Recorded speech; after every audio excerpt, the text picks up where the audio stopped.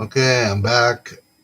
Back. We're talking about another author, Julián Ríos. It's Spanish. We went from What did we go from? We went from French to Argentina to Spain and stuff. So we're kind of hitting all the comparative lit guys.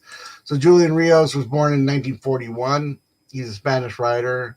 He's called a postmodernist, I guess. But I just kind of that's that's a little tricky, you know.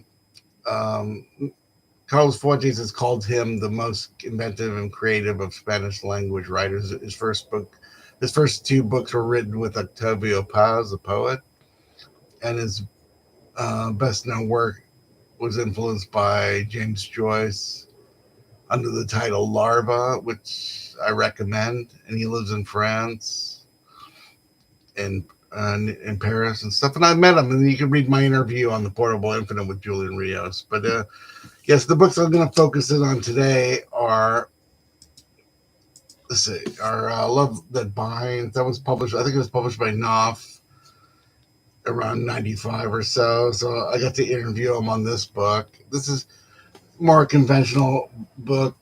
It's takes place mostly in London for some reason. And but he has other books, and yeah, I was kind of like wondering what happened to this guy because I didn't really heard about him.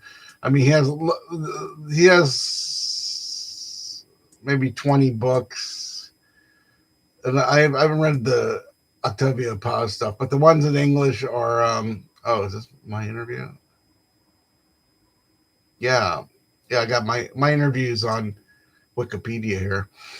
Okay, so in English, Love That Binds, Monstrary is a book about the artist R.B. Kachai, Poundemonium, Larva, House of Ulysses, and Possession of Shadows. Oh, that came out on Ducky Archive.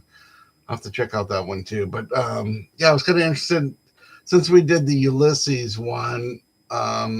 Yeah, let's kind of focus on this one, the House of Ulysses. So he kind of did something similar to what I'm doing with this new book, my work in work in progress, where he's kind of like he's kind of using literature for writing and stuff. So I'm doing that. I have a new book that's taking a couple texts and including Clarice Lispector and others and reimagining them. And so yeah, the Ulysses Museum. Let's read a little bit from this. Step inside and take a look, and perhaps, he said, a book, sweeping his magic hand in a semicircle in front of him, are Chicharone in rigorous black and purple polka dot bow tie, long legged and pallid, white streaks and chestnut hair, smooth back with brilliantine, a blind man's glasses, a straggly mustache like an ice skater, a frederastic dancer. He glided across the museum's wide black and white checkerboard floor. So he kind of, so he's like just talking about like it's like the museum, it's like the Ulysses Museum they're entering here, and so and then he kind of you get this weird introduction. Then it goes into part one, and it's kind of I think he goes from chapter to chapter here from the Ulysses. So let's see, trying to see exit. Okay, and it kind of has all these. Yeah, he goes 18. It's 18 chapters, and it mirrors the so let's read. So okay, so I read Ulysses just a couple months ago, and we're going back to Telemachus, the first chapter of Ulysses. So, if you remember that one, it starts out stately, plump Buck Mulligan, and he's in Martello Tower. So this is how Julián Ríos tells it. Introit, or introduction to this parody mass, I will approach the altar of the Lord, in trobo al altar Dei, said the Cicerone, hands held high as he imitated the plump, ruddy-faced medical student Malachi Buck Mulligan, who in his dressing gown mockingly raises high his cellist shaving bowl full of lather before going out on the parapet to bless the sea and the sky in turn. The Cicerone then pointed his wand first towards the round tower that dominated Kingstown in his distance, then at a showcase displaying a silver-plated fob watch. It must be Mulligan, said A, pointing out that it is 8 o'clock Thursday, June 16th, 1904, at the Martello Tower of Sandy Cove Point, a rocky promontory on the coast, 7 miles southeast of Dublin. Take a good look at this bowl, or this shaving basin, as we may call it, remembering our Quixote. It's already lost its nickel coatings. B said that with the cracked mirror and the barber's razor that Mulligan raised across to start his mass and scene. Cross and sword, said A, Irish glass and a barber's razor to begin to sacrifice his solemn mass. The first and last letter, Professor Jones interrupt them, drawing in a twisting capital S in the air with his fingers. Ulysses begins with and ends with an S. Yes, we agree. And the first word of the novel, stately, which is not to say imposing or solemn, also contains the final yes, the three letters inverted. Okay. So, yeah, so it kind of starts out this way, they kind of, it's like and it refers to a bunch of novels here, and there's like a, all the, so it's like, so it's described, so who published this anyway? Oh, this is a Dark Archive book too.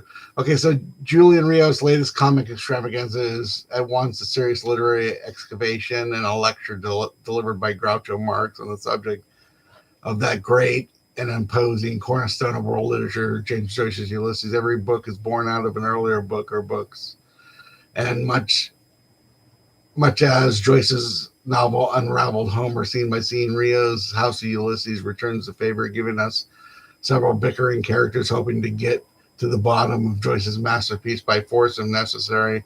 Their conversation walking the line between a slapstick parody of the Joyce industry and a legitimate guide for the perplexed, focusing on each of Joyce's characters, ideas, and references. In turn, the House of Ulysses provides a playful and punning ideal companion for the experienced Joycean and cautious procrastinator alike, one novel dreaming its way through another. So yeah, this I found this really entertaining. I mean, Ulysses is fun, and then it's great to have a second book, and then you read Larva, and that's very Joycean too. Let's see where are we at here. Okay, so we're pretty short. So here I got an email here. Okay, so let's get rid of that stuff. But yeah, I just wanted to mention these guys. These guys, all these writers were writers that I talked to today. Borges, Julián Ríos, Blancho were writers that I read all the time in the 1980s and the 90s, and it's like, and then yeah, during COVID, I just started thinking, hey man, whatever happened to that guy?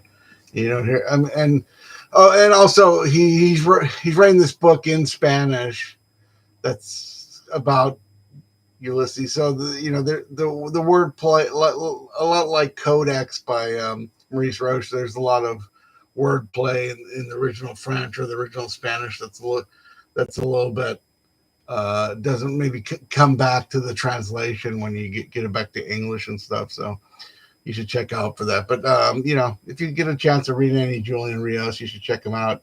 He's not to be confused with the porn star of the same name, which sometimes you look up his name and you get all these pornographic pictures.